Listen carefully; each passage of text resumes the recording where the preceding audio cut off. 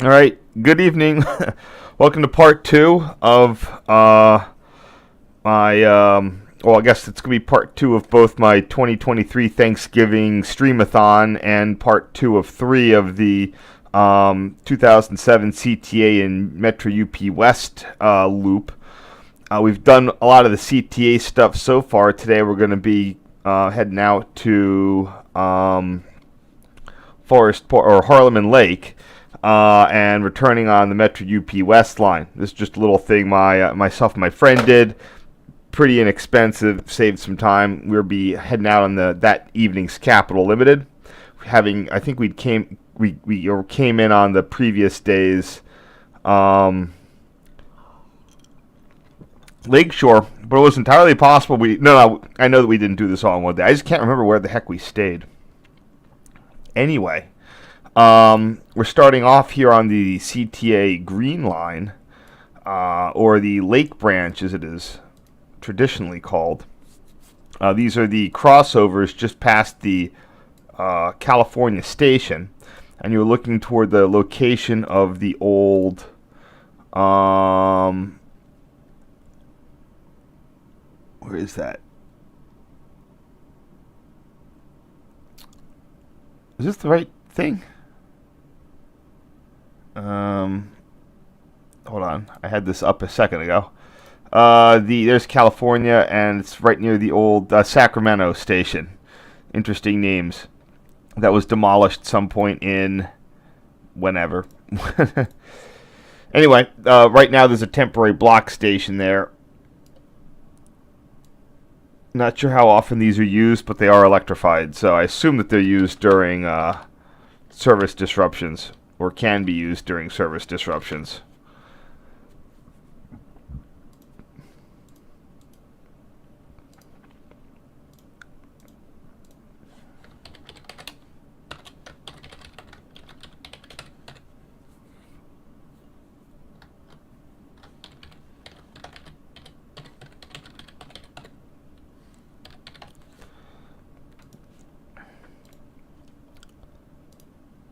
All right, good enough. Here we are approaching the next station, which is not. Hold on.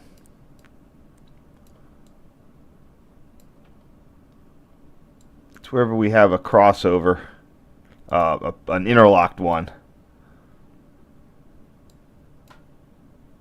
Yeah, that looks like what the station is.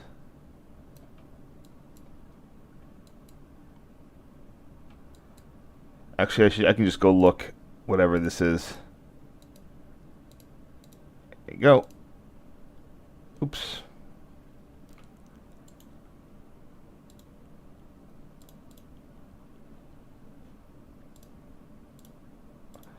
This is the Pulaski station. Wait, hold on. Oh, yeah, that's the right one. Sorry, it looked a little bit different. I thought that was a scissors crossover. There appears to be an 8-car pocket track there for short turns.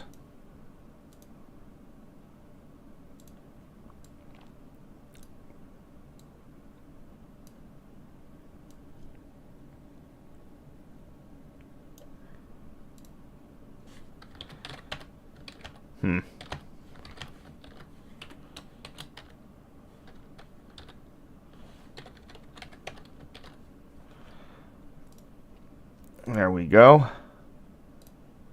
Yeah, it's tough to shoot through that front window on these trains. Definitely,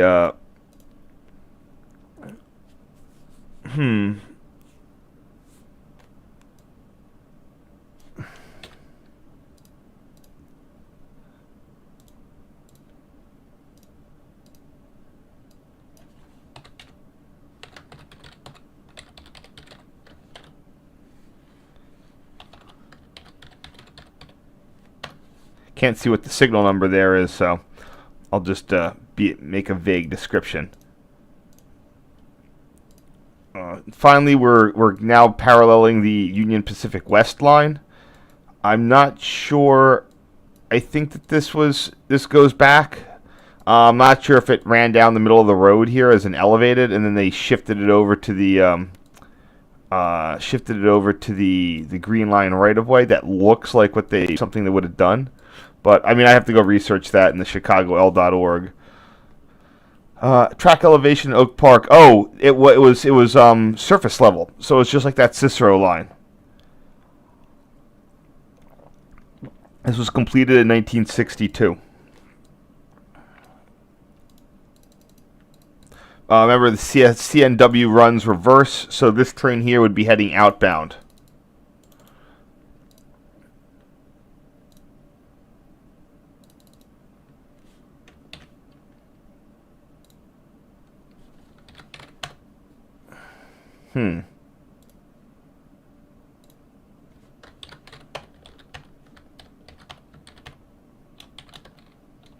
I'll try to brighten this up a little bit. Very, very dreary day photos.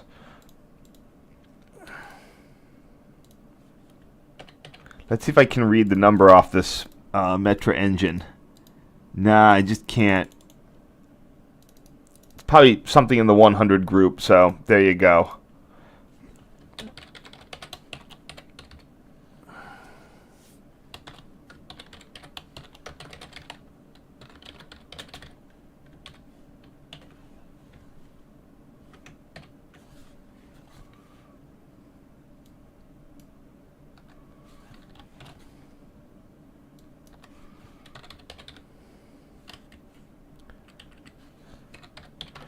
There you go, that's a better description.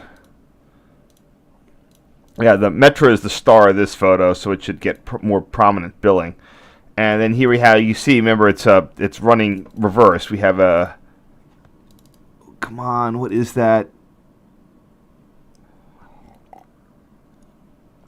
Looks like something 76. That is one of the newer cab cars. So I can go to the Metra roster, and then be able to figure out what pool that's going to be in, so I can number it appropriately.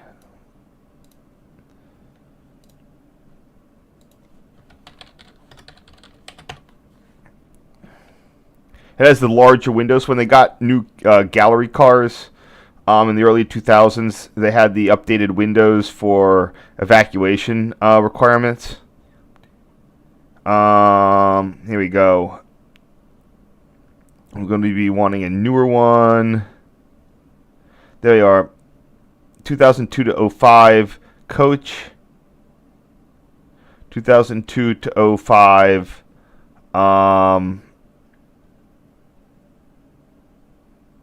so that would have been in the, yep, 108 cab cars.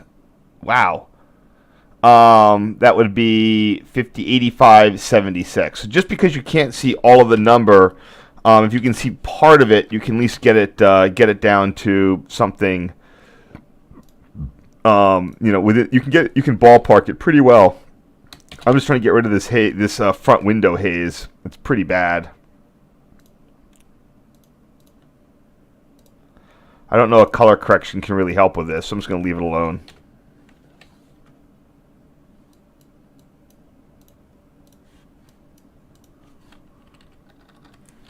$85, $76.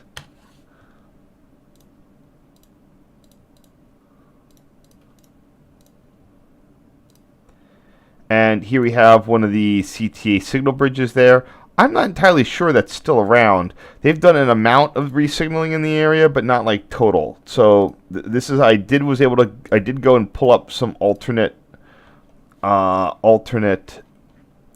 photos from previous trip years.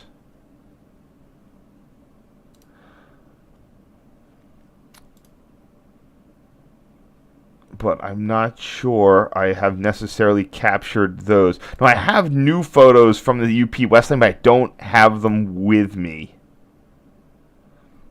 So this one is still here. Well, this is irritating. Where's Central? Austin. There's Central. There's the signal bridge.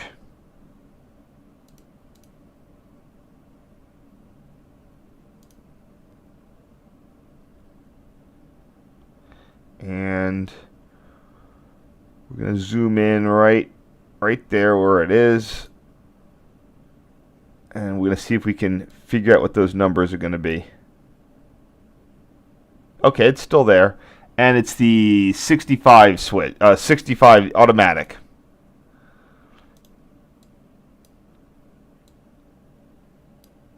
Wonderful.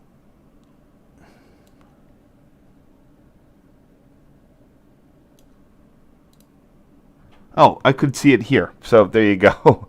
My bad. That was premature. Did I just, like, cut this photo for whatever reason? Okie dokie. Yeah, I can see why I might have been inclined to cut it, but you know, again, this is pretty nice.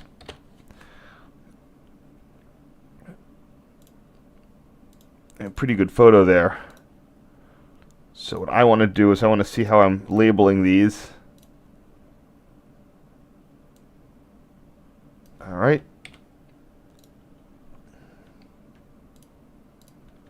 Signal 065.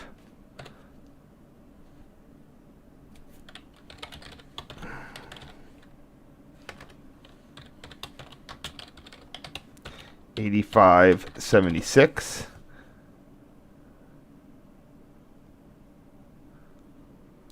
There we go. Not the best photo, but definitely good to have a.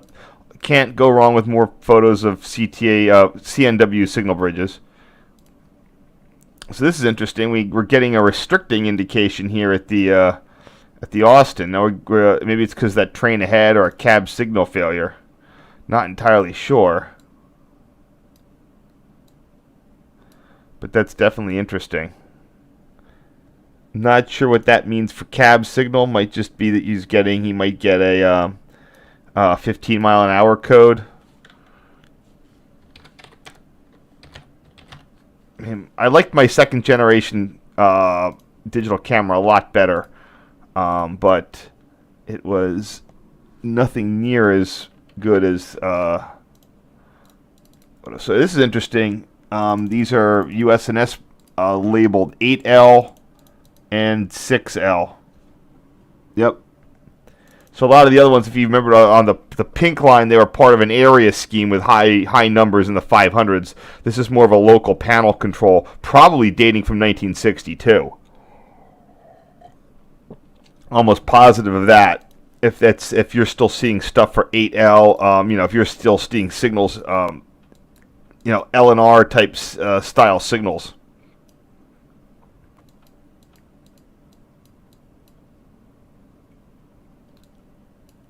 Oh, it's right there. Let's see if I can get in and get that number. No, not quite. Nah, just can't quite. Oh, this is 2014. I think they might have re-signaled it. No, those are old Alstom. Alstom GRS. So here in 2021, I'm looking. Yep, I see it. There's an L right there. So that's still the 8L. But if I go back to over here in 2014, it's looking like a USNS style. Maybe not. I'm probably wrong. Yeah, these are the same. These are these are GRS signals.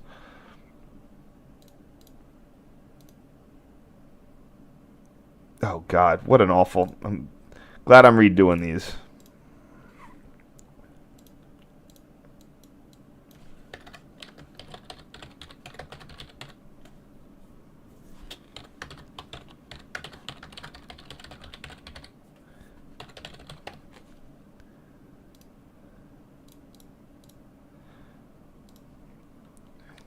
Let me check my wayside signals real quick.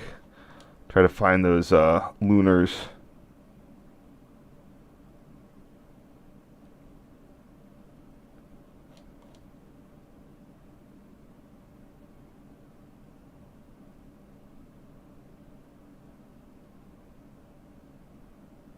What? What am I looking at?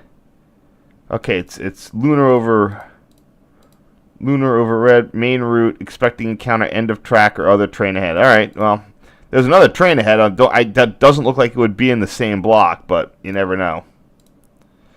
So here we have 33337 labeled as an express coming inbound on the green line. I didn't know that they were running 3300 series on the green, but apparently I guess they were back in this day. 3337.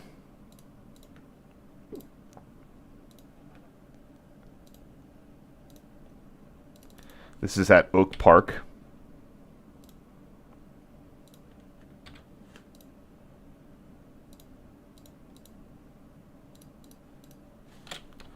See if I can build this up a little bit better.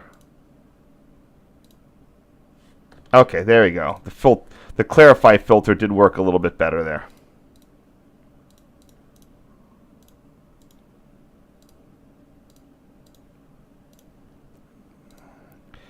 And here we are with the next CTA signal, Metra signal bridge. I think that's 81. Yeah, there's that other one. So the other one's 88. I think that's going to be 81. Let's see what I put here. Yep, 81.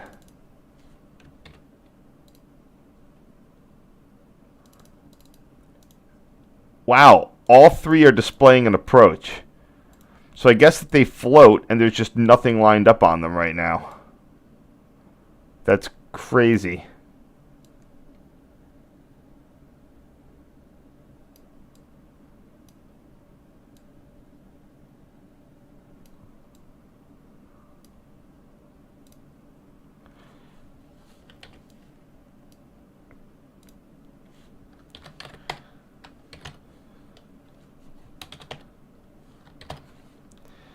Try to get some of this blue out of there.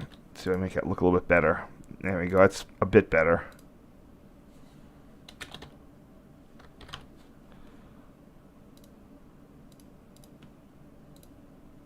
Now note the horizontal CTA CNW signals there. That was one of the CTA trademark. Not many of those around. You would see them on masts too. All horizontal like that. So they're hanging in there in a few places, but not a lot.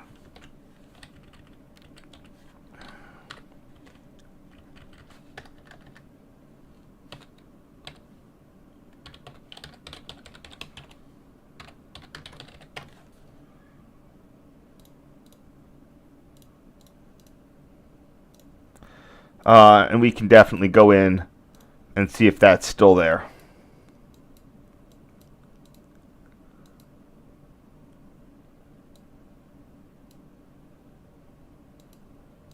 Yep, horizontal signals are still there. Nice. All right, coming into the terminal crossover.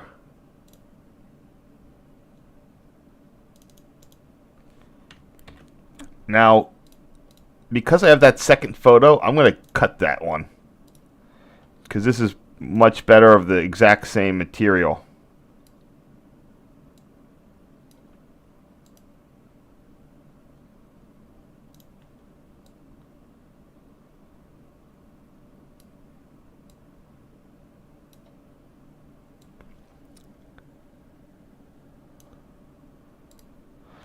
Alright, let's see what we got for number plates. 12 and 10. Yeah, that's much more GRS-y. So I'm not sure what happened. Maybe that other interlocking was an infill that USNS got a contract for.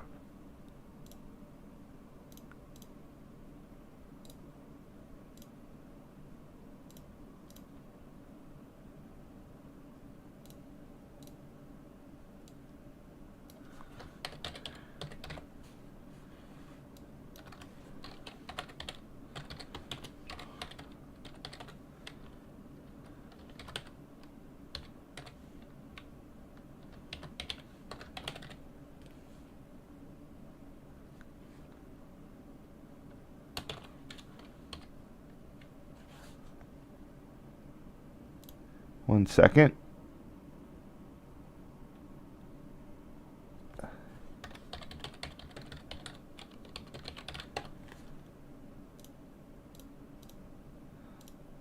Okie doke.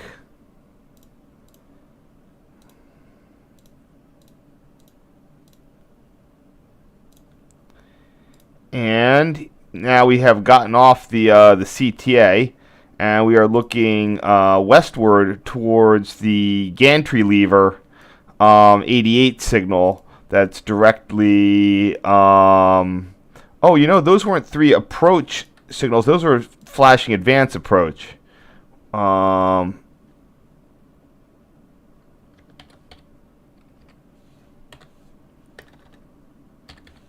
Okie doke. Now I get it. All right. That's why one was like really dim.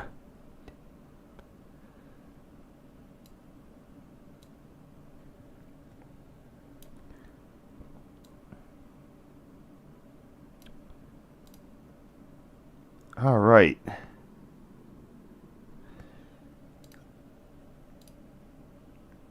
Okay, it's signal 89, not 88. I'm still going to give this guy a little bit of a schnaz up. So these are all approach because there's no routes lined up at the next interlocking, which would be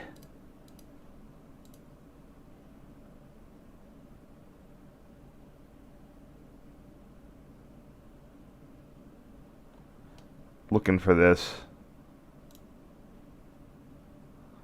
I didn't take all the photos this time, but let me go. I have 2 shots at the apple, so let's check this out.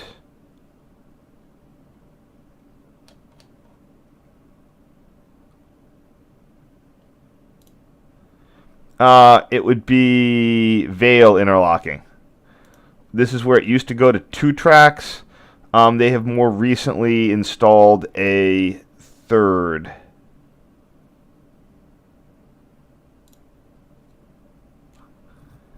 So if you went there today, you should. I believe that I now have the. It's all 3. They removed that 2-track bottleneck. Yep, there you go. 3rd track installed. Oh, the CNW signal bridge is still in place on the east end of Vale interlocking, but not the. Well, there's only 2 masts on the west. So here's what we have now, and this is what we can see exactly when it would have been replaced. There you go. 2018, it was it was undergoing work, and then by 2019, it was still doing work. Oh, they're totally rebuilding the bridge. That's the reason. So here in 2016, they're probably doing bridge work. Now, the bridge was definitely wide. They just didn't build anything on it. So in 17? Okay, the new track is on the new track's on the north side, not the south side. That's the issue. They put up the new signal bridge. Wow, this is really new. That just went in. But yeah, this is what you would get back in the day. So anyway, sorry about that little side trip there.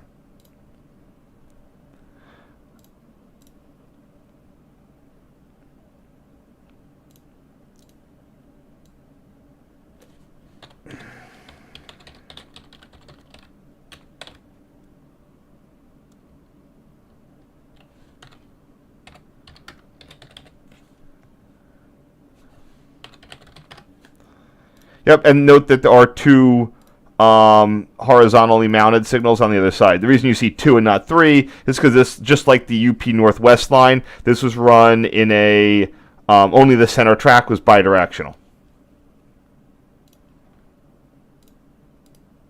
All right, that's our first batch of photos there.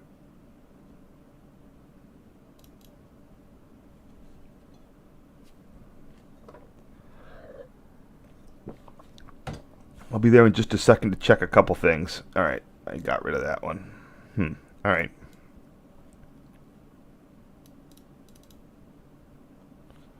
Cool.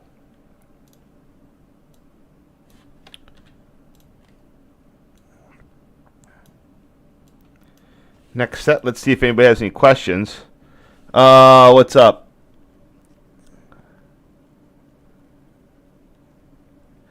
So that fourth rail is what they call a guard rail.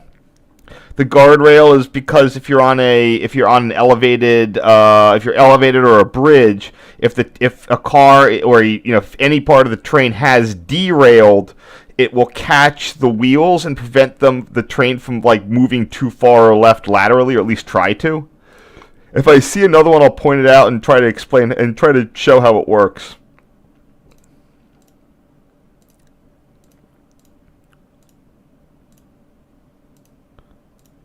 Oh man, this is a fun set. All right, here we have that 10 and number 10 and number 12 signals that we saw before. Yeah, so I just gave it bad names there, but we're gonna give them better names. Like the MBTA and SEPTA Market Frankfurt, the CTA does have wayside trip stops. That's why they have that little arm thing.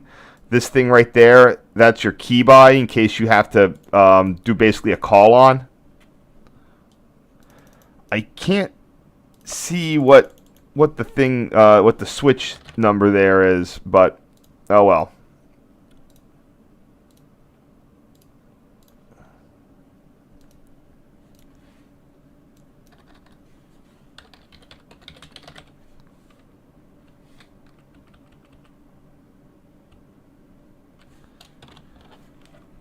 And that looks like a 5H.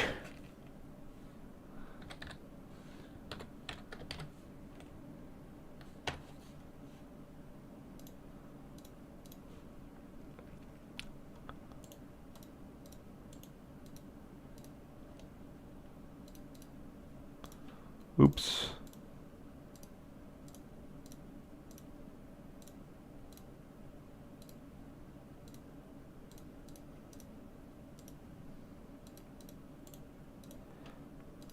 All right, here we have a 2400 series, number 2440. I can know, and just in case I'm not reading the number and saying what the series is. I know by the look. Yeah, this is still during the age of, oh wow, that old thing is still running. In the early 2000s, there's a lot of stuff that you'd see in books that you go out and, oh wow, that's not retired yet.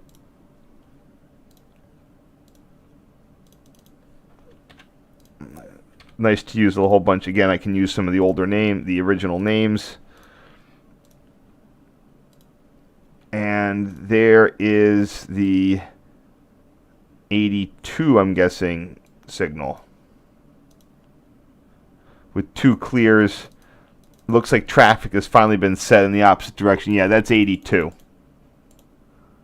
Let's see what choices I made framing that. All right. Oh, see, I put it as 80. I think it's 82.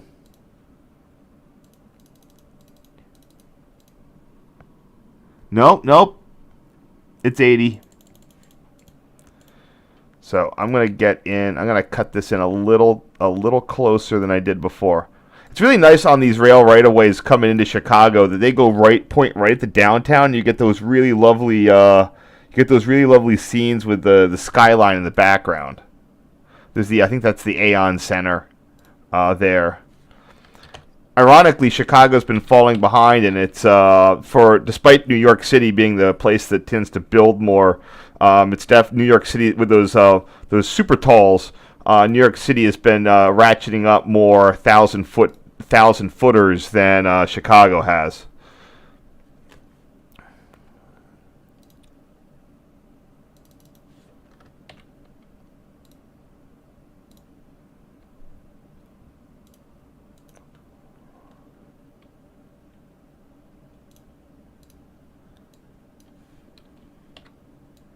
I mean, eastbound gantry with two clear.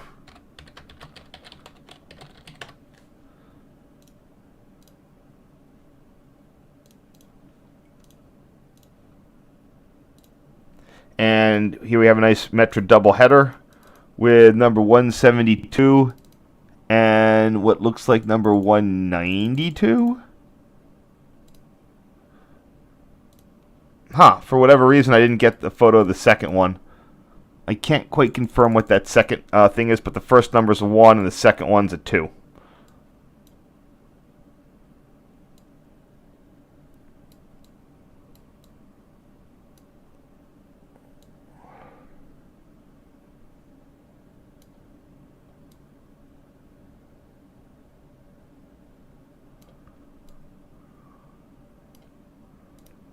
There we go. Ooh, that's right. Again, I get to see what they put last time. Not just put 172, but I'm going to make a guess on that second locomotive here. This definitely ends in a 2, and I'm pretty sure it begins in a 1.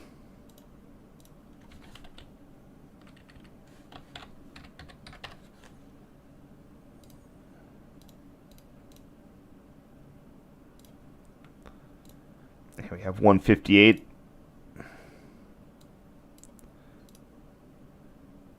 Yeah, it's really nice. If you like your F40s, it's a shame. NJT I think got rid of its F40s a little too early. I mean, they were in sort of late, a little less rebuilt than some of the other ones. I think they went out with the PL42s. Of course, they didn't like those.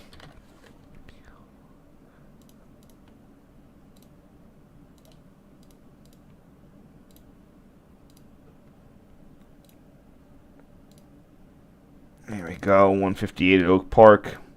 Yeah, I'm doing a lot. The differences in this newer editing techniques are palpable. You can see there's the edited one. Much more. I'm getting the more detail in there, better leveling, all sorts of stuff. At some point, I'm going to hit my. There's not much more I can do, but for now, I still have lots of entertainment for you folks. Okay, here we have 8409.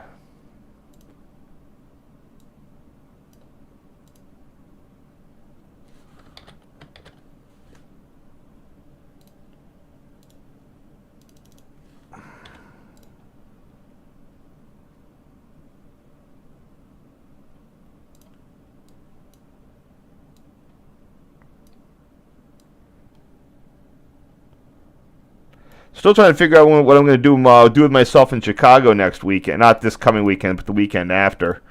I'm thinking of just doing an early morning South Chicago branch round trip. Not the most exciting, but I've done express runs on pretty much every other line I can get my butt in on. And so we'll see how that goes. All right, here we go. This is going to be useful for all you photo people out there. How do you... I should do a shorter something, like one of those TikTok-y things people do. I'm not really good at editing that stuff, though. What do you do to get rid of the green tint on Metra windows out of your photo? All right. Color balance. And what you want to do is you want to swap it to more purple. You want to make it colder, and you reduce the amount of purple on the second slider there. And boom! Wow, look at that. See, wow, let's see, green, nice, green, nice. And then once you've done that initial thing, then you can go and you can go and do your normal, like, oh, let me try to make this a little brighter or whatever else you want to do to it. But that's the trick. You make the color balance colder, and if you have a green purple slider, you increase the amount of purple, and then it's like that green tint never existed. This is 2513. What's interesting is a lot of cell phones will get rid of that. Will auto color correct, and they'll do a lot better than the cameras can. Because those don't want to, they trust that, hey, you'd use one of those. I can't do, people always say, oh, you should just, do a color correction thing or whatever. Well, when you're on a moving whatever with changing light, you're not in a session. I can't keep, and all the targets I have to shoot through a window. So all of that thing of take a picture of a white sheet of paper, that does not work at all if you're moving. So I got to do it all in post.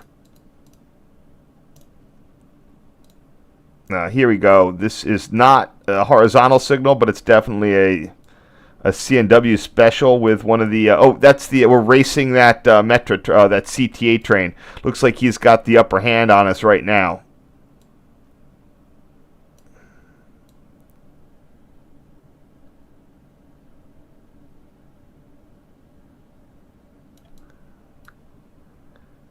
And the Sears Tower comes into view. All right, signal 64. Same thing, color balance. I got the same settings.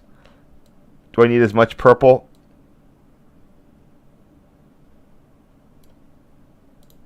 There we go. Make it a little lighter. I think I need to get rid of more green next time, but it's still pretty good. It's not going to be perfect. It's going to be a little cold.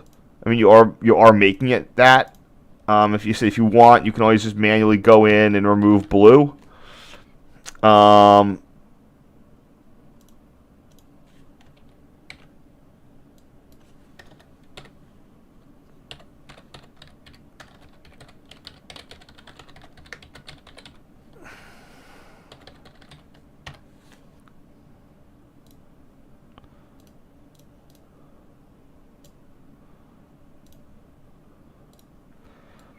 And we have the next signal bridge.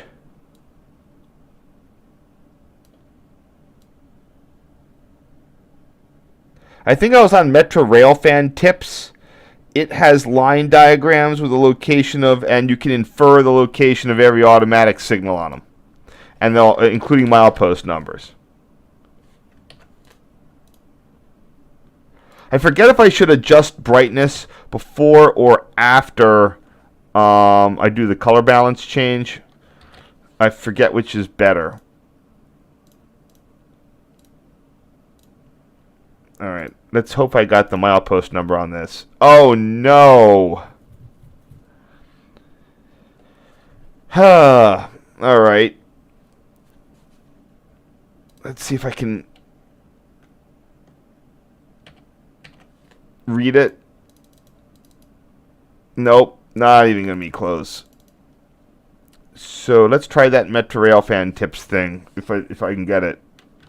I didn't bring it up because I forgot I was going to be writing. There we go.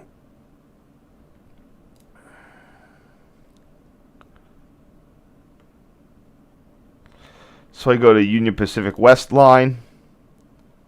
And here's your diagram. Tower A2, Kedzie, Oak Park. That's the one we're going to be looking at. I'm not sure what the... Fortunately, I can't quite see what the thing is. It's going to be 5 and change. Oh, you know what I can do? I can use the Google Street View.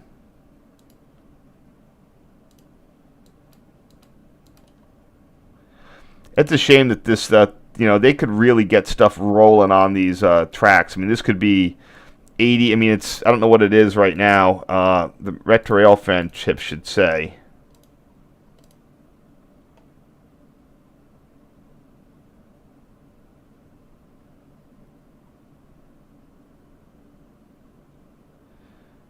Does it tell you how fast it is?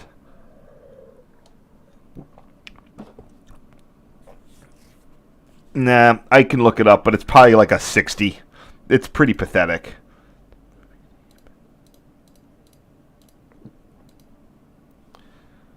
Man, I really got to deal with this blue. Let me pick it up a little, perk it up. Nah, that's good. That's good enough.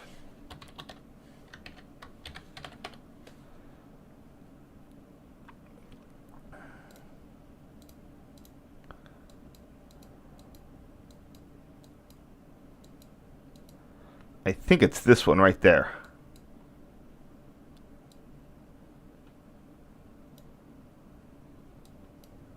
Yep, that's the one. And it is... Oh, wait, that's 64. That's one I was just at. So this is the next one.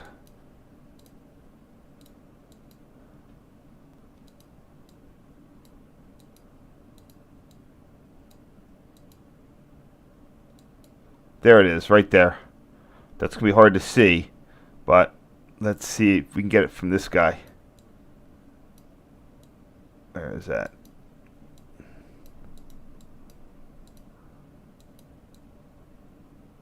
There it is.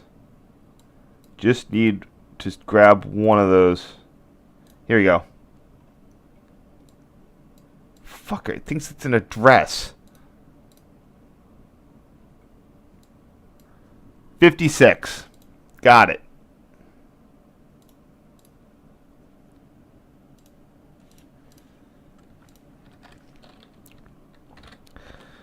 What's track is what now?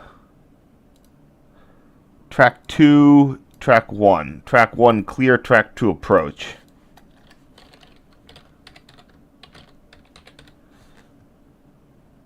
Wait, what did I just do with that? Yeah, track 1 clear, track 2 approach.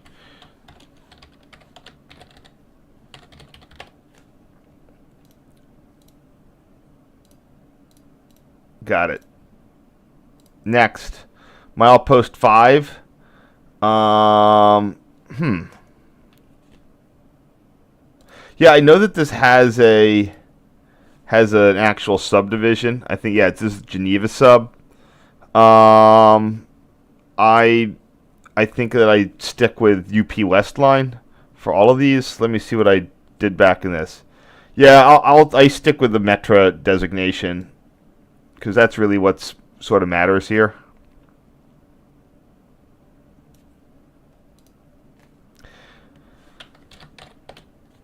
But I might deviate from it in this because of the milepost.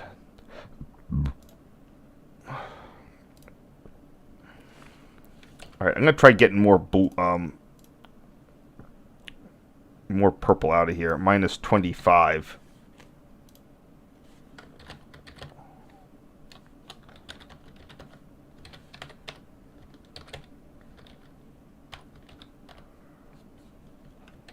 Okay, this is this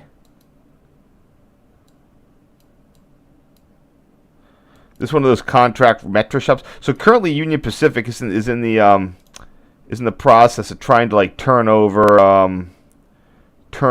the operation of its former CNW stuff to Metra. It'll be interesting to see what happens to like this facility here.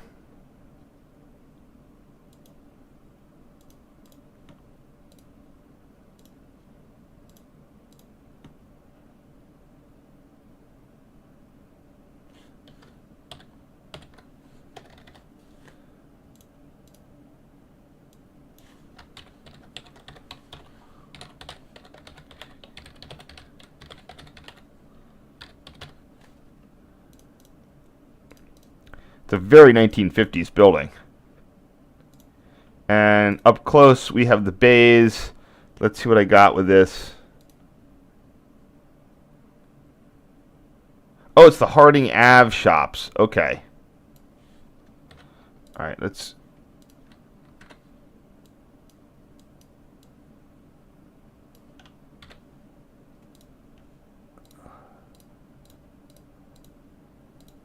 How did I miss that? Wow, it's a pretty big yard complex. Yeah.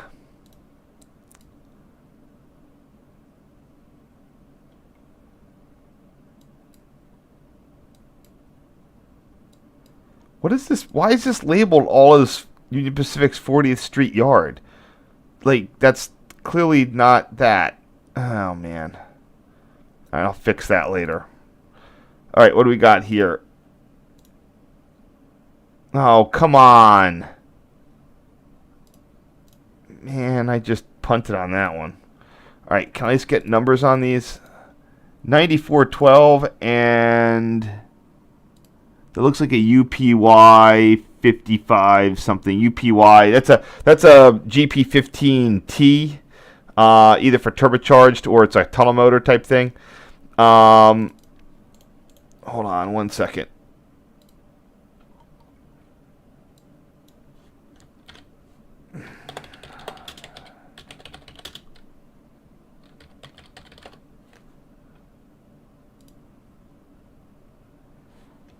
Continental used to have GP15s.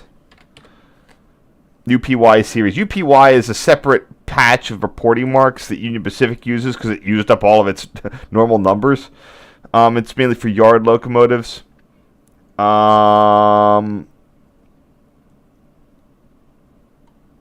They appear to be in the 500 range. Probably 550. There it is. Chicago Northwestern, 550. Yeah, 550 and 4912. That looks like an AC, whatever that is. AC 4400. 9412. Oh wow, look at that. It's not. It's a C41-8W. Those were slightly modded. I'll have to look at exactly what those are. But 9412 appears to be off roster right now. So there we go. But I can do a quick lookup on it.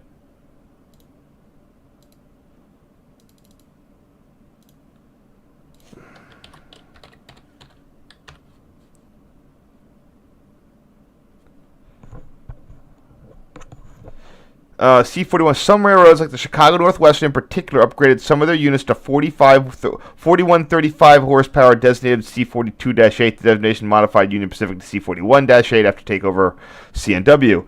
CNW units are usually identified by a grab iron on the front nose just above the Union Pacific logo. The final three and the prior three was similarly modified as well, although none of these units were ever officially classed by GE. A safety cab was built. Okay, here we go. Oh.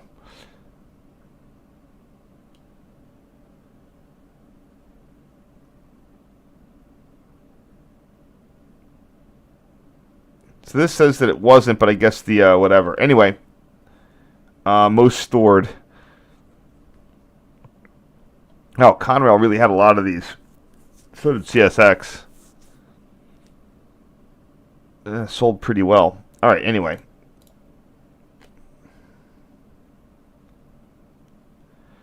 Let's see what we can do here. All right, I don't need anything on the other side of that pole. I don't really need anything over there.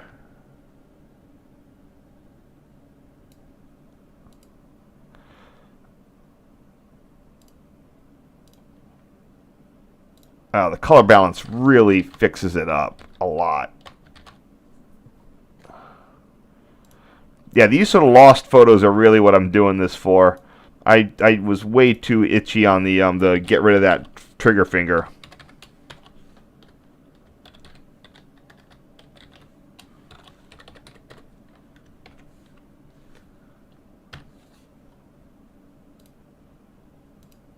Cool. Next. Okay, here we have the...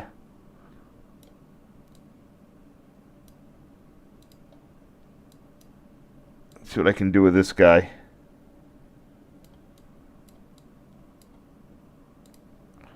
The 46 signal, and behind us, that's another GP15. Looks like UPY number 729. All right, I'm going to try increasing the lightness before I do the color balance. See if that makes it better. No, that makes it worse.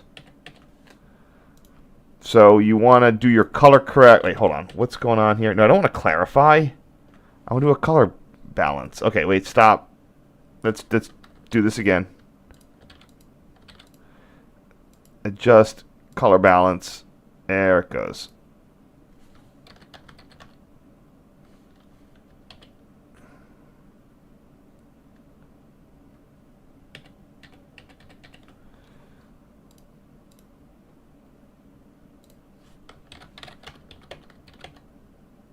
I think that it's better to do it first. All right, anyway.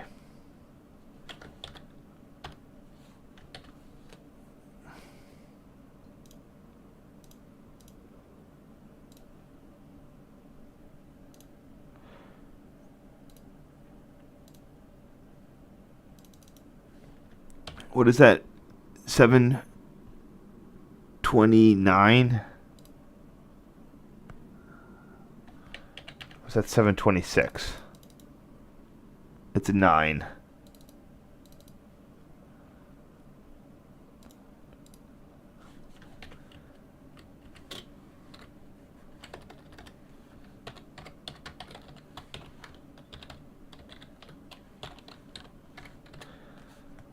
The good news about getting these things named is that now they become searchable in my various file things. Alright, that's the last one of this.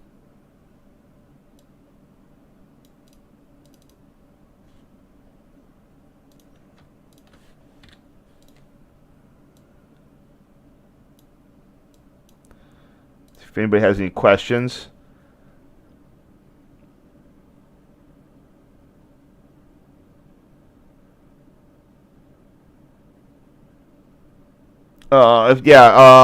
Sometimes you'll just see them as one. Like for guardrails, if there's just a point, like if you don't want them to crash into the platform, they'll put one opposite the platform.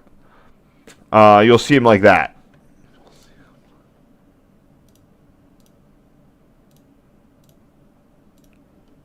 Here we have Kedzie interlocking.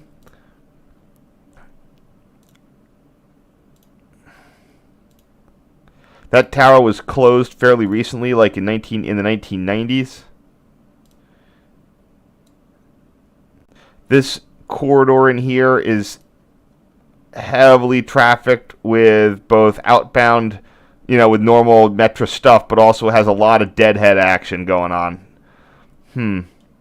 I'd love to get this whole thing there, but there's a lot in the foreground I don't want. So let's see what I can do with that. That's better.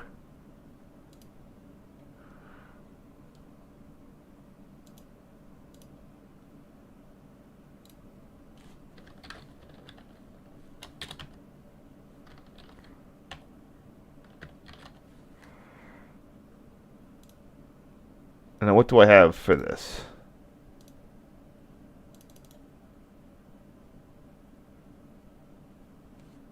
Wish I knew what tracks everything was here. I can get the tracks on that last signal. So we're coming in on track 1. All right.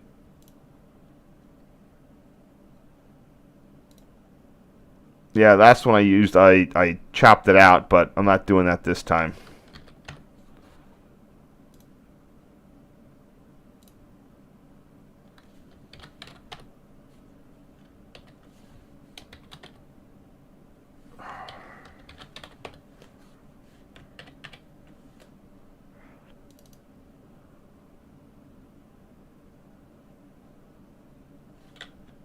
Let me try this again real quick.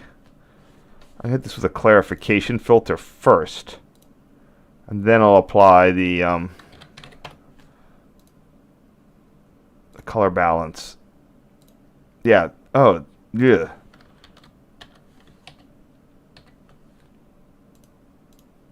So I'm playing around with this a little bit.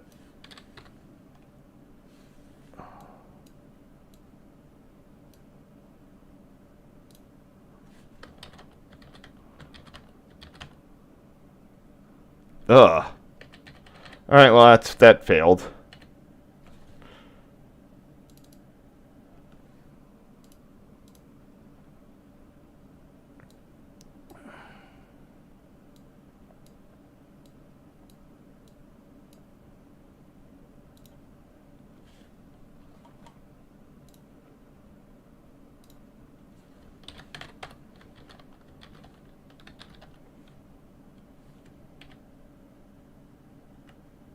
Sorry.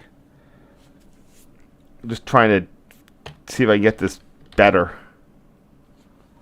Good enough.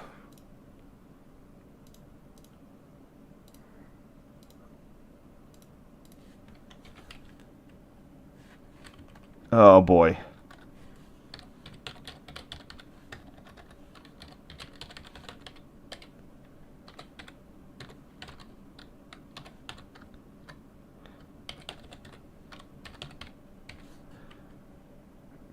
There we go. All right, good enough. Not the greatest. All right, here we have 130.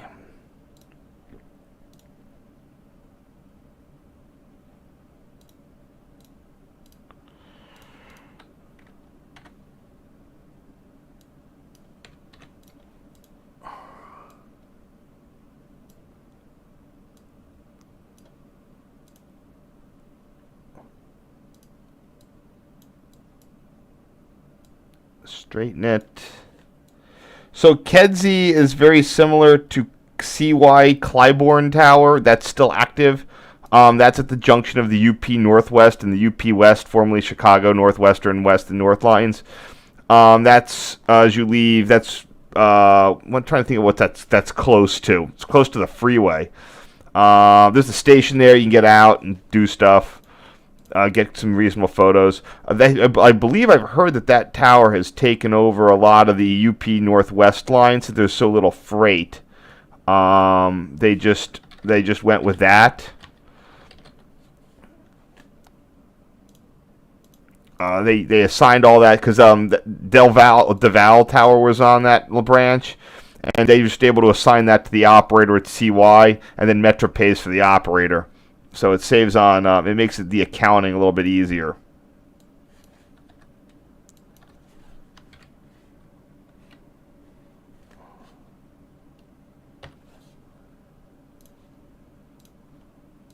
All right, next. Sorry about that. And here we are coming on with the Kedzie's east. So Kedzie has a number of areas in the interlocking. What's really strange is that of the 3 times I've gone through here, 2 of those times I've had to cross over. I've had to cross over on restricting signals. Now, sometimes interlockings will have routes that are just, like Metra in the Chicago area. They just love having routes that all diverging is over restricting. I don't think that's the case because in this time I am taking the same route that I just took this past year, last December, and I got a restricting on that that bracket mast. So I don't know what's going on or why I get so many restricting signal indication crossovers at this interlocking when it's clear it's set up for more than that. I could just maybe being paid up, not been paying attention. I got on a different track, but right.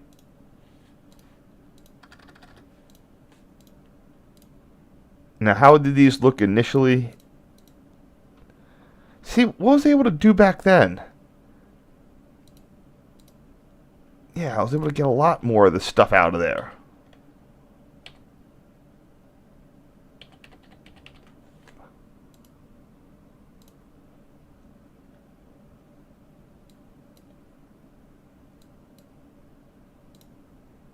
Okay, I just need to turn up. Don't be afraid to really turn up your color balance there.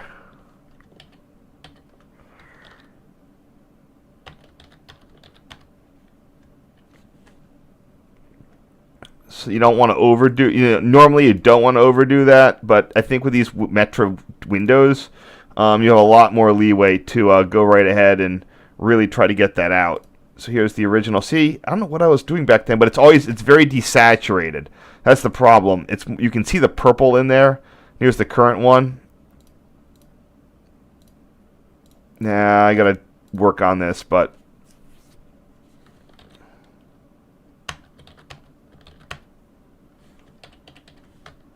I might have just been doing it by hand with a lot of manual control. Oops. Okay, that's better.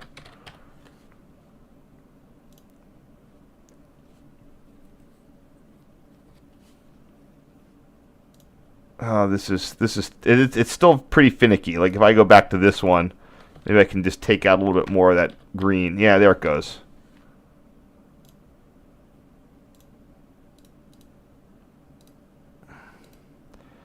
If I don't work with Metra Green Tint that often, so sometimes I'll forget how to do it. All right.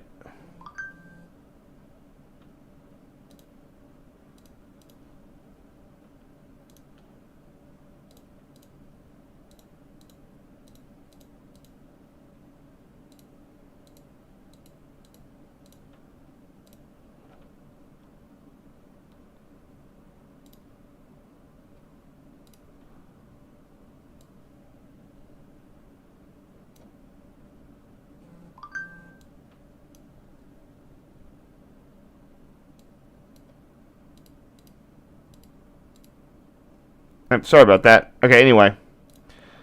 Yeah, it's definitely frustrating. The whole Kedzie thing has a lot of it's a pretty weird plant. Um, it's neat, but you have these multiple yard tracks going. You have these two tracks. You have these three main tracks. Two tracks going to the engine facility. This crazy ladder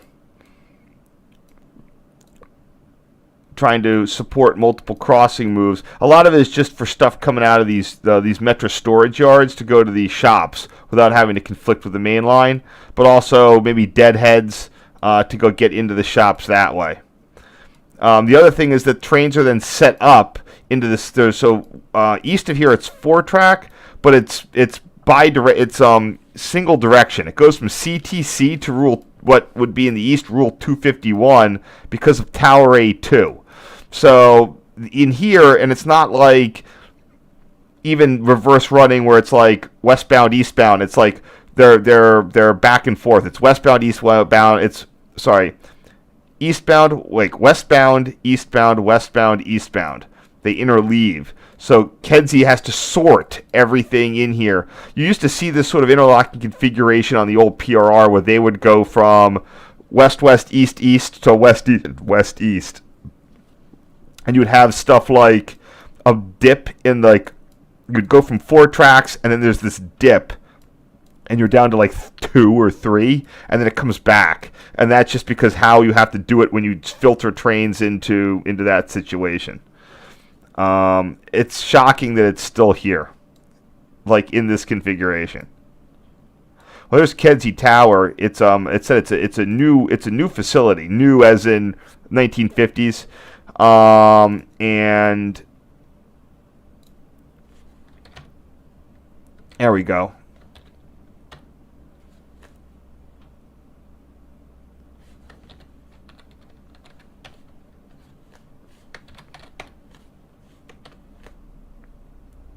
And they said it. What I heard is that it went out of service in like '94.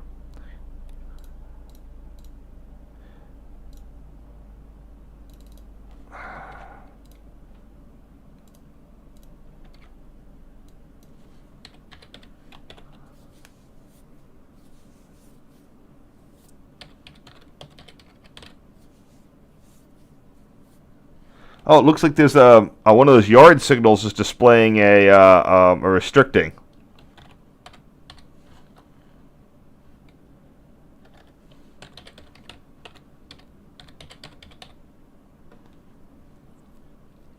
I wish I knew what those tracks were.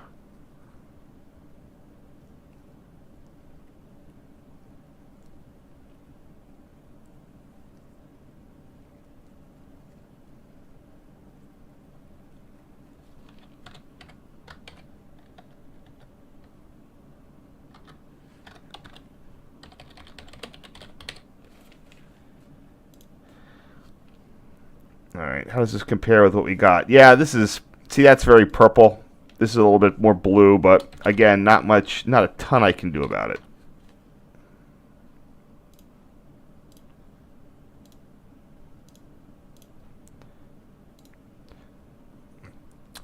Here we have the yard ladder plus the actual station. Kedzie is one island platform plus I need to get out there like just as is. Maybe I'll do that. That could always be. No, that's not. Sorry, that's not what I want. I wanted to go to here. I don't know how to get there though. I guess I walk in from the green line. Oh, I just go to green line, Kedzie green line. I could just do that. Maybe I could just do that for my thing. All right, I'm going to give that some serious consideration for my thing to do this week.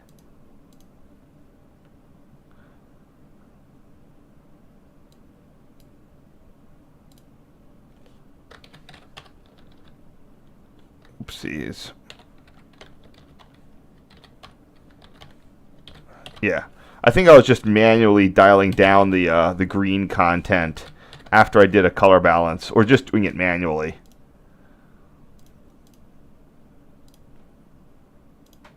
All right, what do I got here? Oh, great, I cut this photo. Ah, damn it.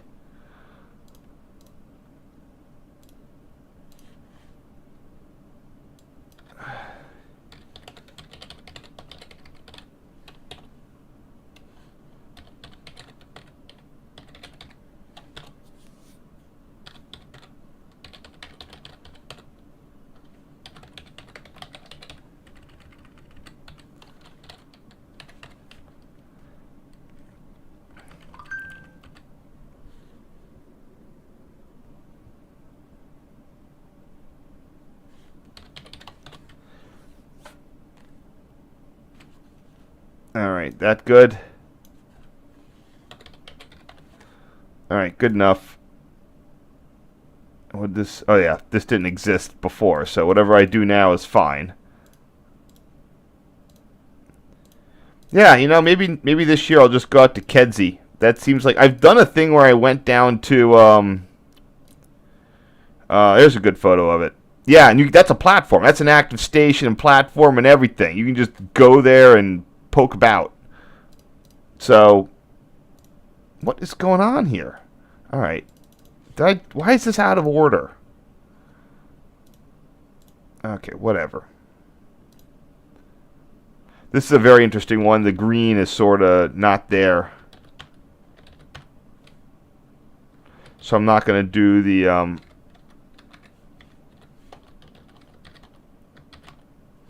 that works. So I'm not going to do the normal, whatchamacallit on it. I love the Sears Tower framed well there.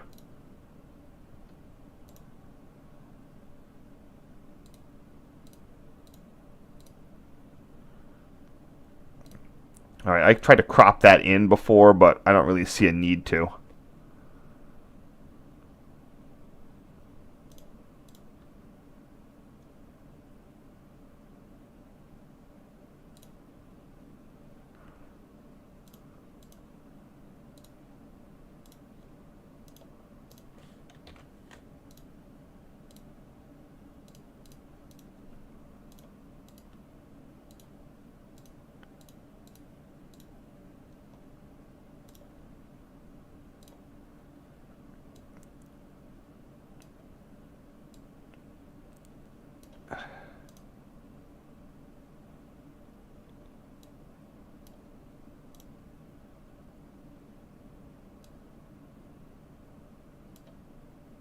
Sorry for the silence here. Okay, so yeah, so this past year, you know, this is the main way that you got to do your little like. So if you kept going straight on track 1, you're going to go right into rule 2. You know, you're going to be right into a reverse direction rule 251 situation. So that's why we got to swap on over, and you can see the track. This switch looks like it's there for, you know, high speeds. But twice before, I've been on that where it's Wait, hold on. Where'd this photo go? Oh, I know what happened. Damn it, it's still screwing up the names. There it is.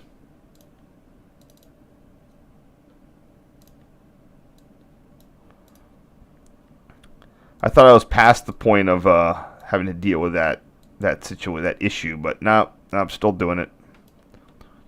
All right, let's see what I got.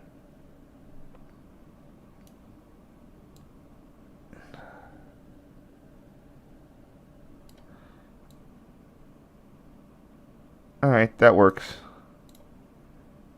Nah, I don't want all that. I don't want all that crap up top. Nope, not doing that.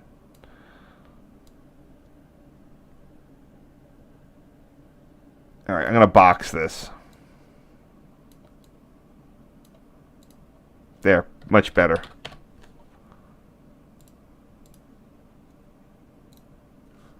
Nice.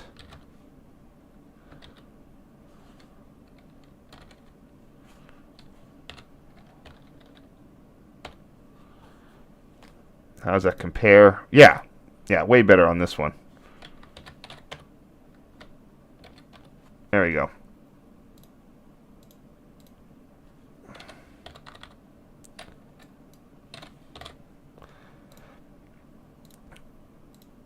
Sorry if this is running a little bit long here.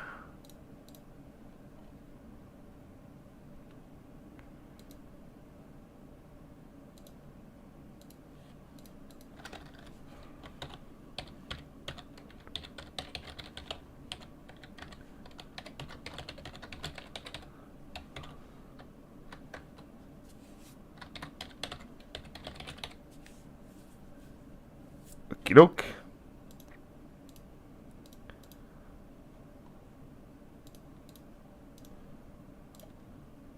And now we're at the switch. Now, first, can I read off the name on that one? Is it on the doohickey? Nope. Nope.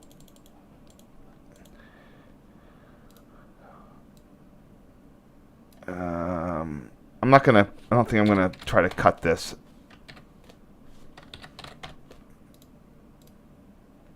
I'm gonna colorize it. Get rid of some of the blue if I can.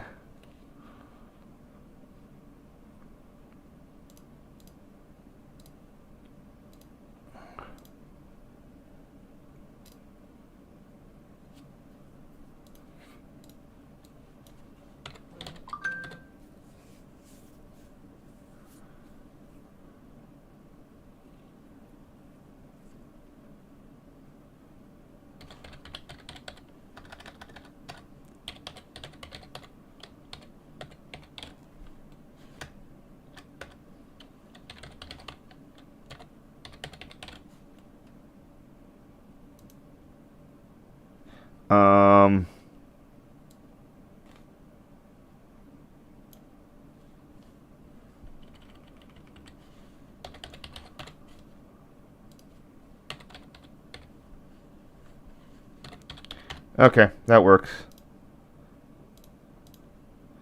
Just trying to use descriptions now, so I really don't like doing that, but I got to do it today. Now, this definitely looks like, you know, it's a limited speed turnout. Probably good for 45 miles an hour compared to everything else that looks like it's slow speed. But again, I don't know why occasionally you get restrictings on these. I have a video out there. Oh, see, I was gonna cut that for here, but I see that I have this whole pole line plus the skyline there, so I'm just gonna keep it as is. Same thing.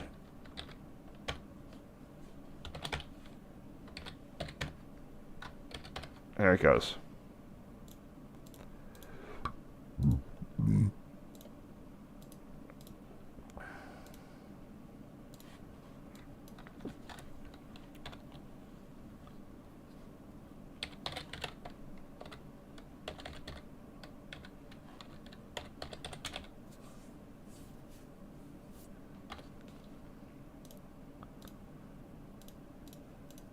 All right, next.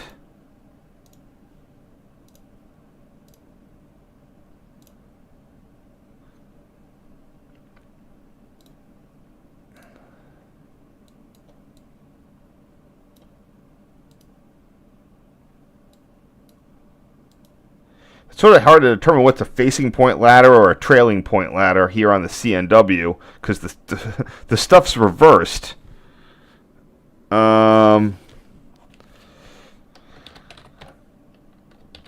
See, now these ones have the names. Like, see, there's your 1E, etc. So unfortunately, the heaters there don't have them.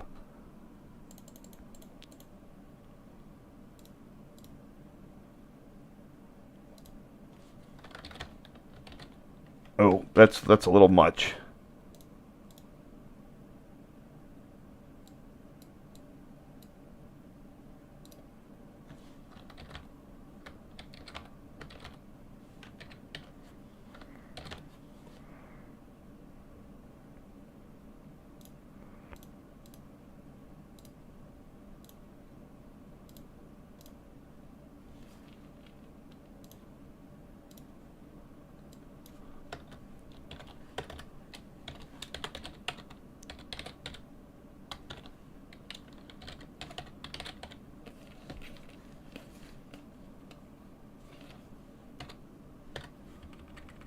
Almost got it. There we go.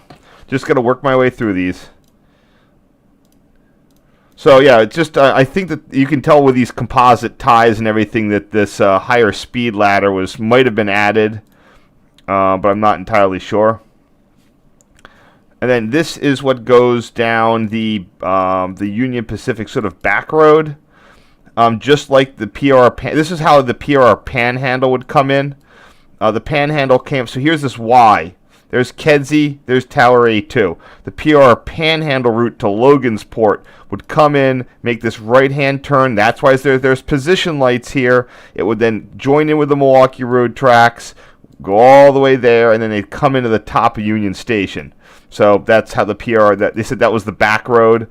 And if you follow those Panhandle tracks all the way down, they'll eventually take you to Brighton Park, Ash Street Crossing, etc. Today, that's used to reach the Union Pacific 14th Street intermodal facility, which is right adjacent to the BNSF Western Avenue yard. And that's where and they can use the 21st Street Bridge to access the, they will do, shuttles, to the crosstown shuffle to get over to, to hit over to NS. So anyway, these that's why it's not all just past. In the east, you'd see stuff like this, and I can just explain it in terms of passenger operations. Here, you have a lot of Union Pacific mainline freight diverging off and heading down to their intermodal facility. So anyway, it's not just Metra. But at the same point, like this is where you do the shuffle to get back over to, to do the east-west thing. So once again, that's a westbound track there. This is an eastbound track we're going on. There's another westbound track that we had to get off of, and then finally another eastbound track over there. They tend to just run everything in on this. It's just easier for Tower A2.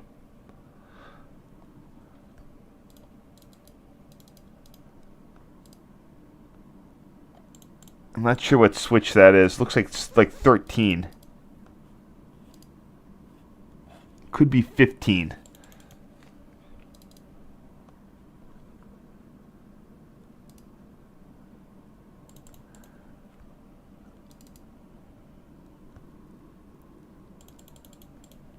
Now, let me look at that older photo.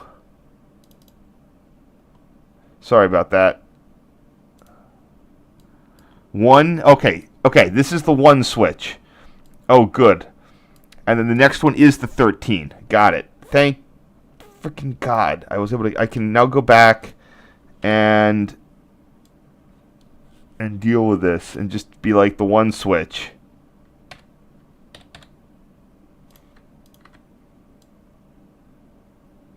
One switch. Thank you. Perfect. And then whoever the 13 switch, and I don't know what that guy is, but anyway.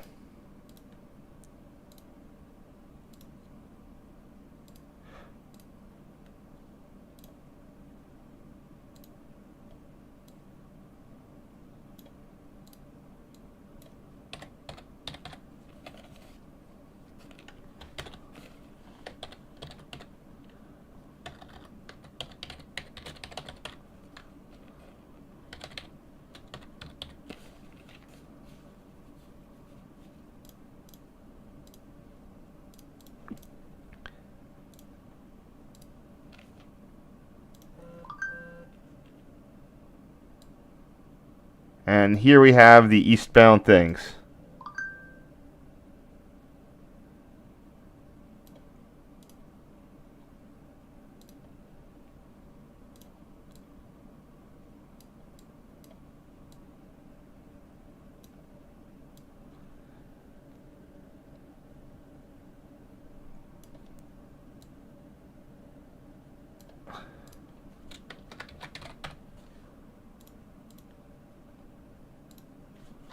Oops, a little bright there. Like, maybe I can do a little bit better on that.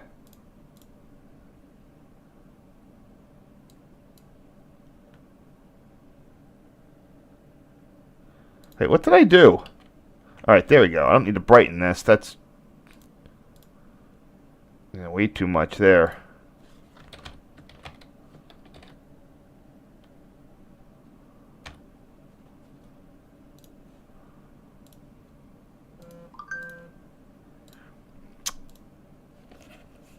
All right. Again, sorry this is dragging on a little bit here.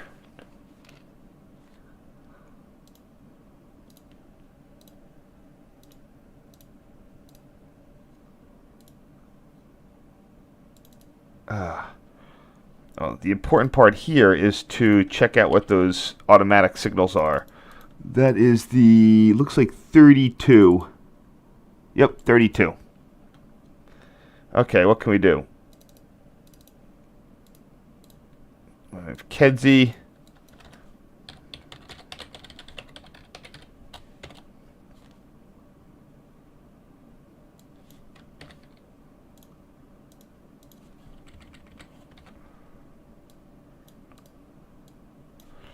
.32, and then that's track 2 clear.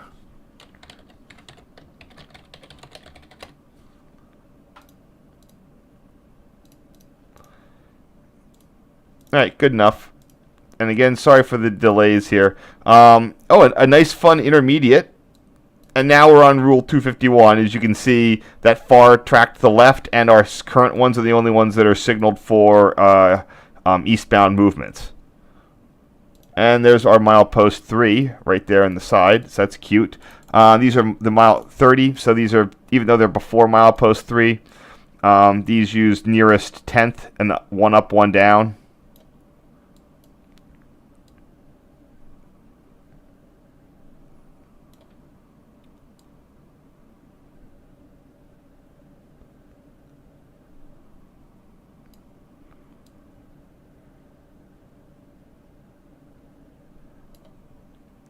Not great, but that works.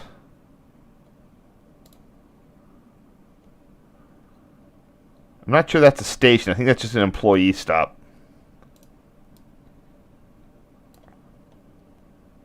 Yeah, that's just an employee stop. This is one of the major. This is the major yard because it has the major yard complex.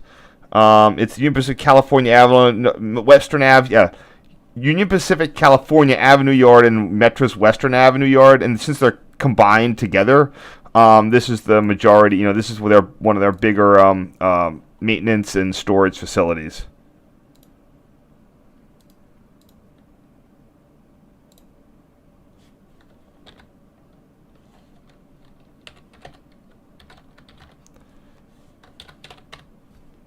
All right, here we go.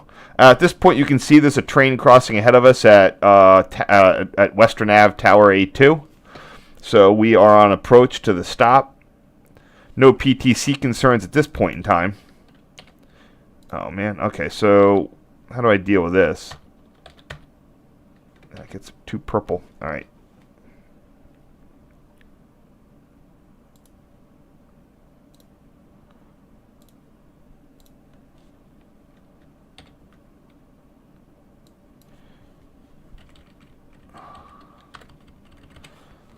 Track 3 approach, yep.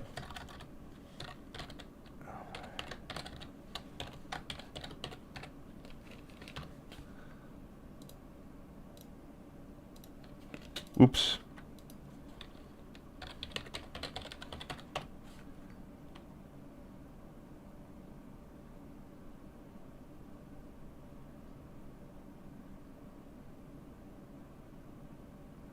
All right, just checking the thing there. All right, that's it. We got one more set after this. I apologize for the time here. I did do one extra photo so that it'll be slightly less. 155.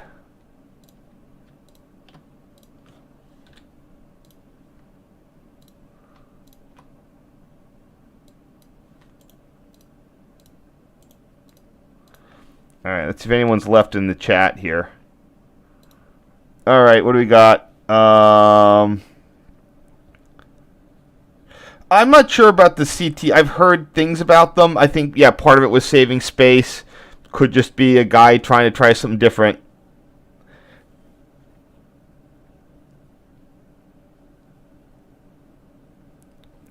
I need to get out there, but I just don't have the time for it. I really only can get away for a little bit of time on these trips, my December ones.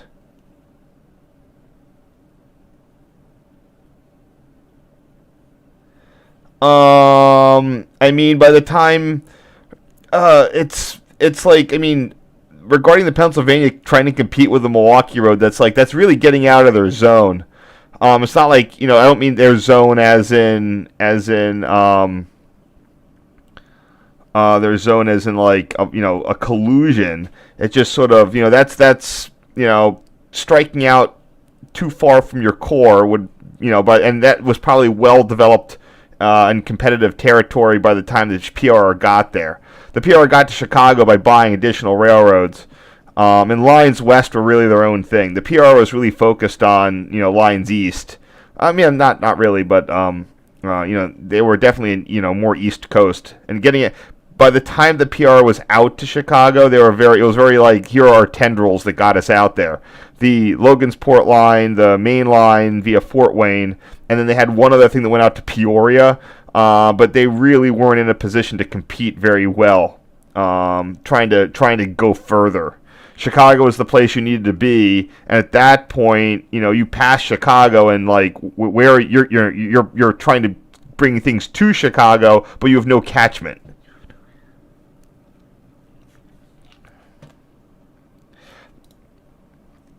Alright, so we got to do a thing through Tower A5 here. Now, I might just see how many more things I have left. Okay, we got 50. Actually, you know what? I only need to do... How many do I need to do here?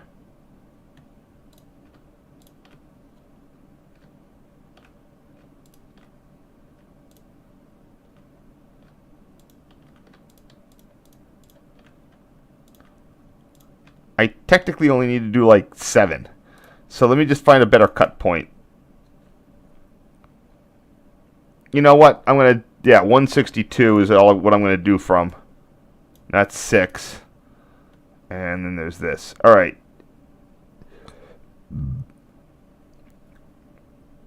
Yeah, I'm going to go to 7 here. And we'll do the rest of this tomorrow.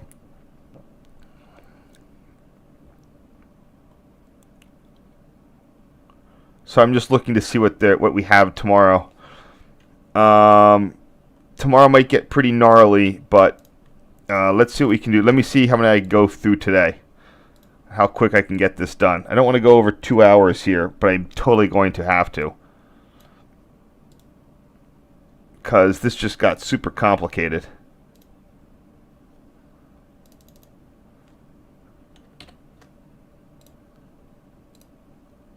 All right.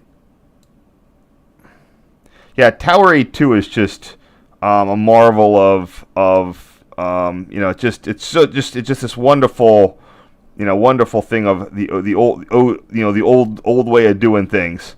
Dwarf signals, little spurs all over the place.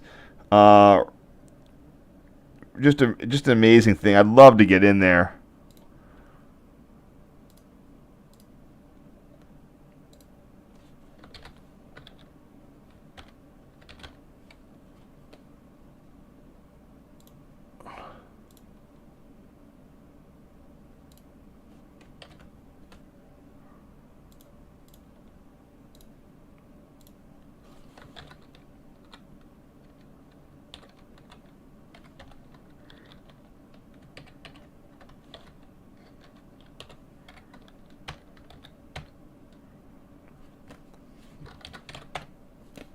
All right, I'm just trying to adjust this a little bit better.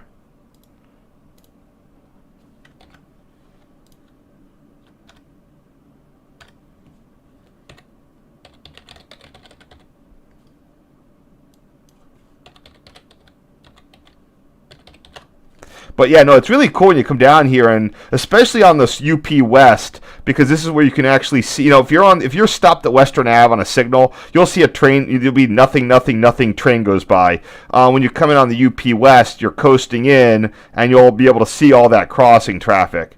It'll be interesting. I'm wondering. It'll be interesting to note where the PTC stop points are, because they're notoriously bad at getting you close to the thing. I guess about 6 car lengths or more. All right, next. The good news is as soon as he passed by. So this is why again you have an operator, because he was right on the ball to pop up the signal, and off we go. Dispatch, you're going to have a degree of lag. Even the best dispatcher in this situation is going to have a degree of lag, whereas the operator can definitely see, where things are, respond more promptly.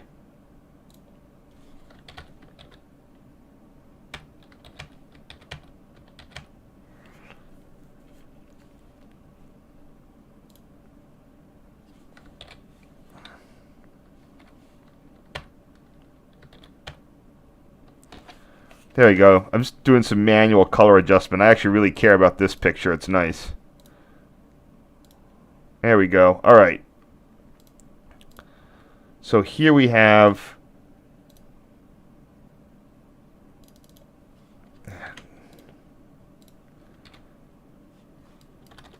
oops, sorry.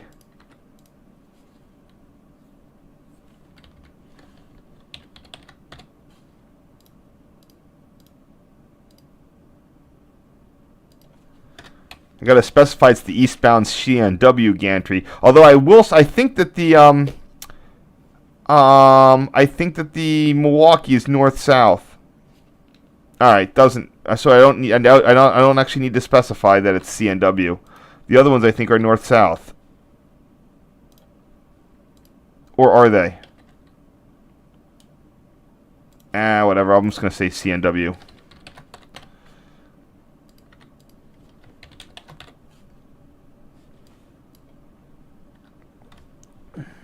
Track 3 clear.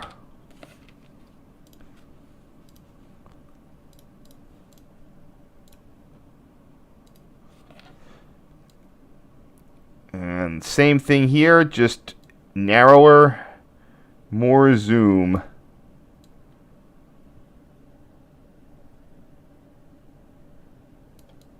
Oh, it's not really, it's not track 3 gantry, it's track 3 signals, because there's more than one there.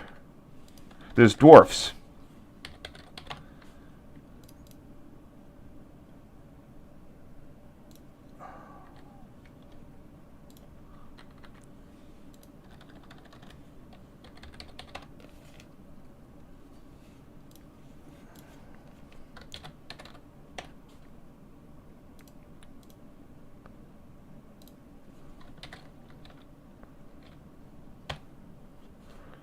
There we go. That's good. Dialing in that stuff here.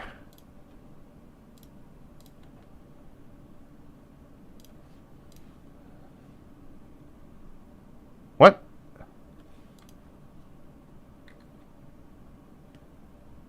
Wait, hold on. Okay, there's that.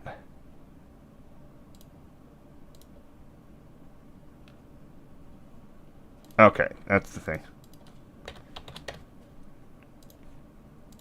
Yeah, and they still the other CNW hallmark, in addition to the horizontal signals, are these ovoid searchlights. So instead of having a round searchlight, they have these oval ones. These might be one of the last ones left. They used to be they used to have a bunch of locations up and down the Geneva sub, but when UP came through there in their post PTC, time to get rid of the ATC system, resignaling, they got rid of all or most of them. There might be some here or there, maybe on, I don't know, but yeah, this was another big CNW thing for its searchlights. They would use a union switching signal like N-type backing, the elephant ears, like an N2, and they just stick a single searchlight right in the middle.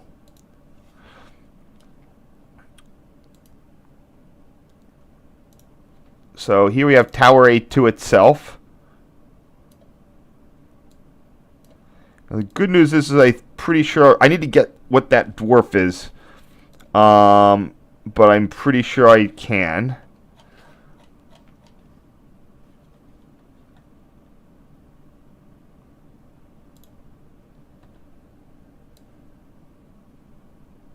There's A2. Oops, diagram. Nope, I don't want that diagram. I want a real diagram. Oh, nice. That is a Conrail one. Sweet. That is the 30RD dwarf right there. Flump. Get that right there. Drop this down. All right, what we want.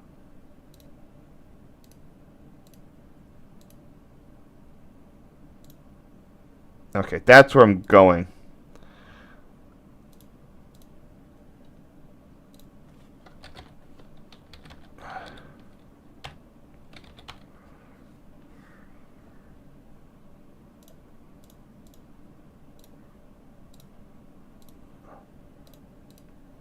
I'm not sure what I would have called that. Yep, that's bad name. Tower A2.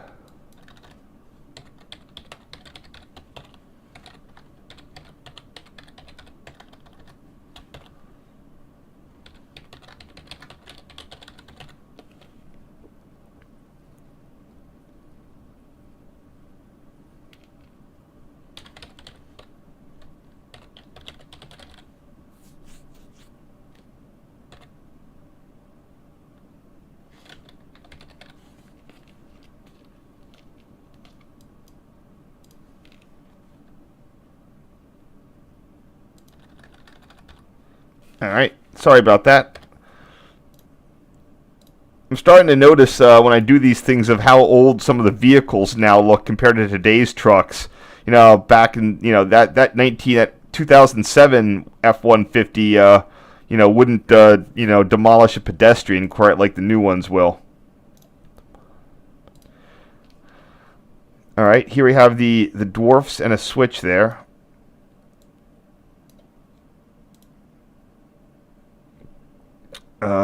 Yeah, I gotta keep this the way it is.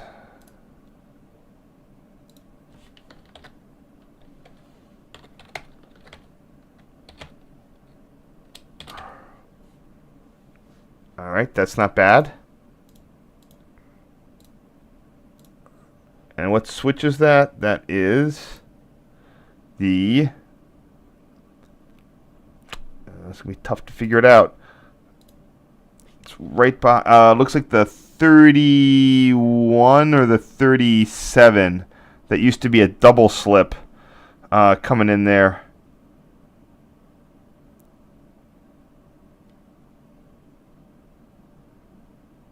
Looks like it would be the 37. Huh, that's odd. I should look at that again. Huh, that's interesting. Yep, yeah, there's room for it. There'd be a double slip and it would go all the way up. So, yeah, fascinating.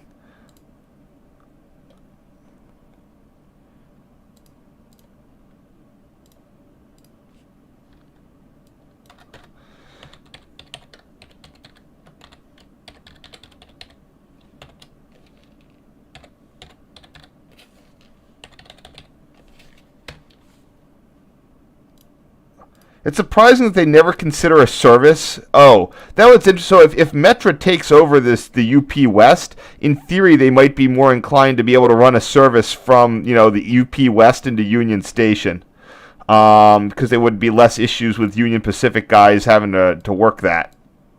So here we have this nice photo of Tower A2. I mean, nice angle on it.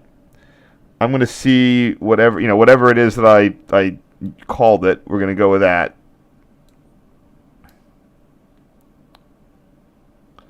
Oh man, there's a cute little dwarf down there. Alright.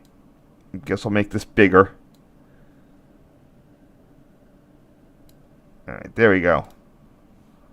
See, my older one, I was able to just, you know, cut it in a little bit better, but oh no, I got it there. Alright, cool. And this is the class photo for Tower A2.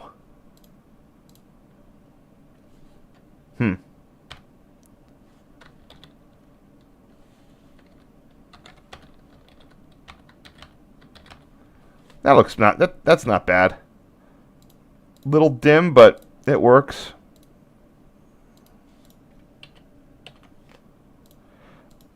I am probably going to call it with this one today, and then we'll finish up the rest of them tomorrow. So sorry that it bogged down, but when I get into really complicated stuff, that's when I really have to dig into it. So let's see if we have any questions here.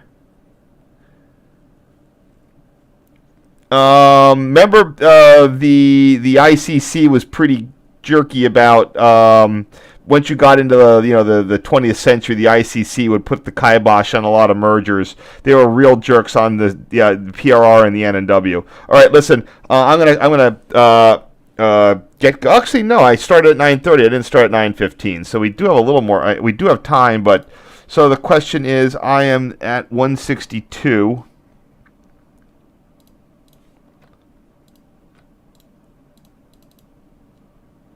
And that would leave us how many for tomorrow? 49. All right, I got to do a couple more.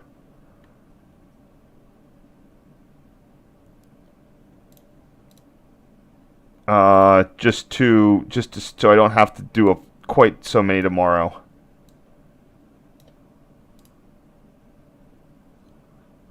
So here is the party piece for Tower A5 is the double slip field. Well, so it used to have 2 rows of double slip switches. There was only one left today. It was a 4x4 crossing. 2 of the crossings had D slips. The other 2 were movable point frog. Only one of those D slip ones was removed. I don't know where I have that original diagram. Yeah, here's one. There's that 37 switch that's there. And then there's that 4th track. This is what it looked like in the Steam, 1928. Just remember that a lot of these interlocking, the default interlocking in here involved like stop signs. So Tower A2, so it was almost certainly the PRR's involvement is why this was such a such good infrastructure compared with a lot of the other places where you'd have just switch tenders. Sorry, I'm looking to somewhere I have a full-on chart of this. I just don't know where it is. But I don't really need it right now. So let's see what I called this photo. Yeah.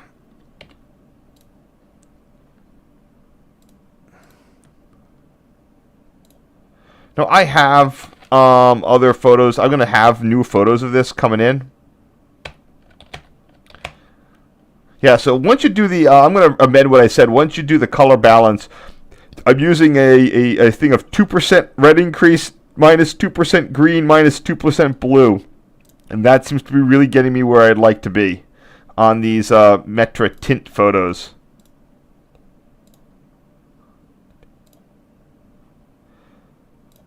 All right, so I'm going to use the original name on this.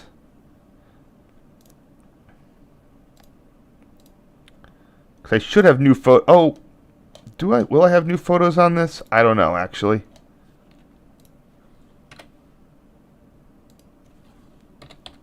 I'll put a directionality in there.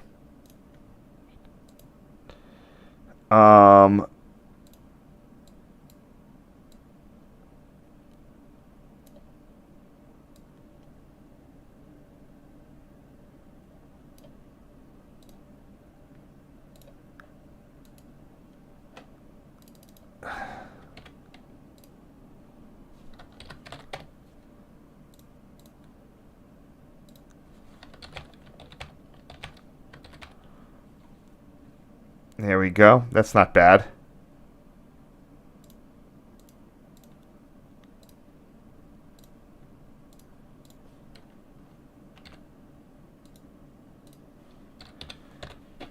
Now again, you can see again double slips on the first track, movable point frogs only on the second, and then you got some more ladders.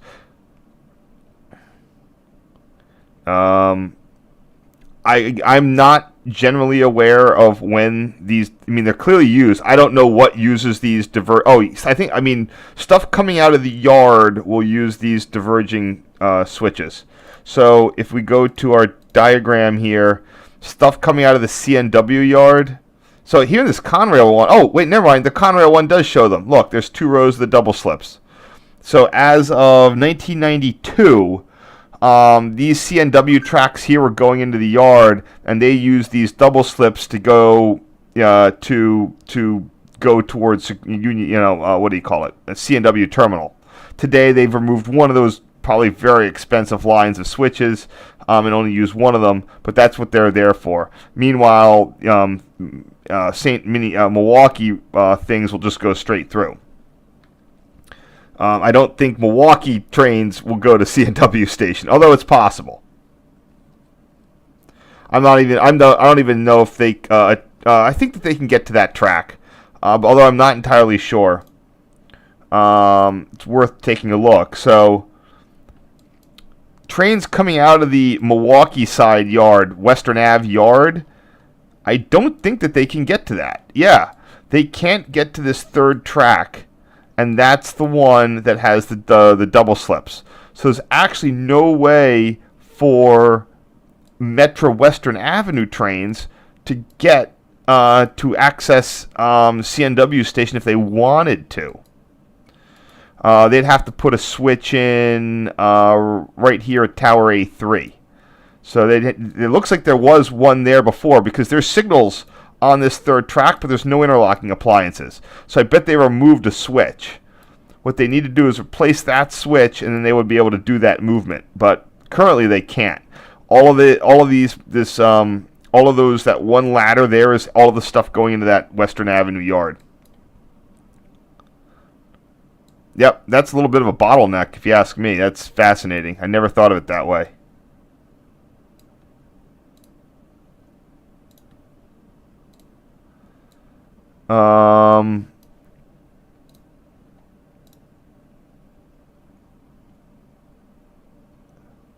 So I'm just going to name these because I have them. Those are the levers 47 and 61 movable point. Wait, what are they? Nope, those are the 61 and 67 movable point frogs.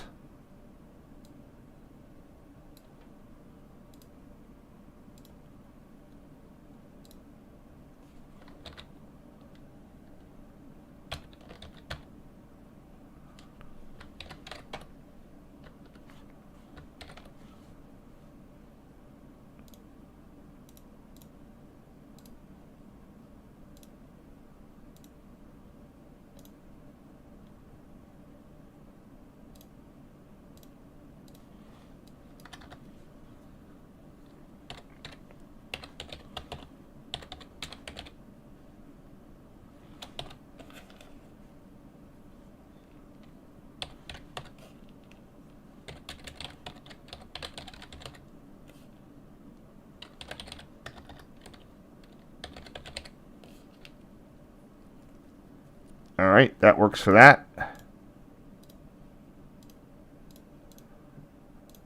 And what am I? I'm at 166 right now. That's 46. And we're at 120. All right, that's it. All right, I'm going to call it right there. We'll do the rest of this stuff later. Oh, this one's not bad. Hold on. This one's not. I'm mainly trying to avoid stuff that's going to bog me down in unending complexity. So here are the famous PRR position lights at Western Ave. No. What's weird is like these never appeared in like in the Metra timetable. Maybe they were in special instructions. You know what? I'm gonna chop that end because I just don't need it. Because I came in later and I got better ones of these, and that signal bridge is there, but these signals are not. So these were removed a little while ago, but this is where, as you can see, if we go to our diagram, the PRR tracks would come in, and then that's what those signals, those position lights, would have governed PRR trains back in the day.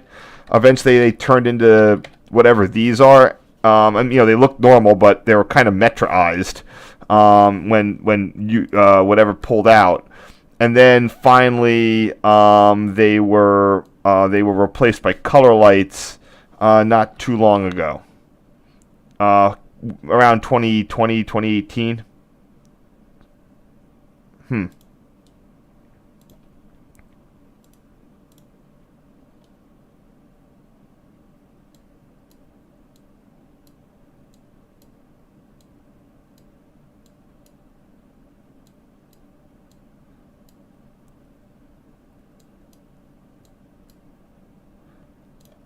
All right, that's better. I had to dial down my anti-purpleness a bit to get this to come out right. Not sure what the issue with that is, but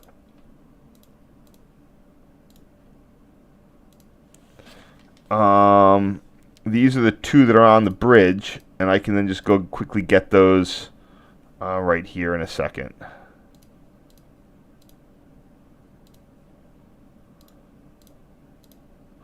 There it is, and that's going to be your...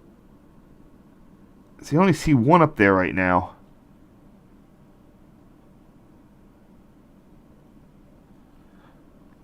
Well, it's the 68.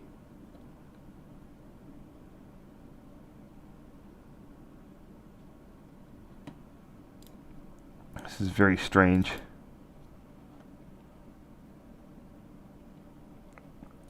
Yeah, there's two. But I don't see two. Maybe, oh, it looks like that. Maybe, yeah, one of them's that dwarf. Looks like they upgraded a dwarf at some point. So it's going to be the 68R and the 66R. Yeah, not great here, but hold on.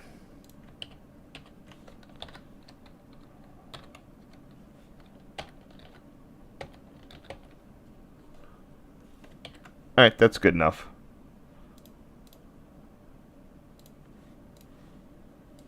The 66R and the 68R.